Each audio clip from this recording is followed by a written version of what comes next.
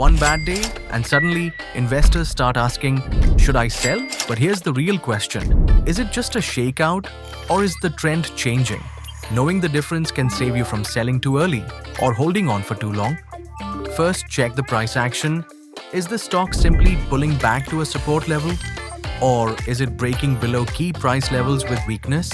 Healthy stocks often pause before continuing higher. Next, look at the volume.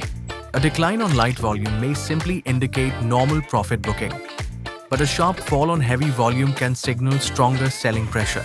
Volume often tells you what's happening behind the scenes. Finally, look at the bigger picture. Is the entire market or industry under pressure? Or is only this stock showing weakness? Strong stocks usually move with strong industry groups and a healthy market. Not every decline is a trend change. Sometimes, it's simply a shakeout before the next move. Learn to read the signs and let the market guide your decisions.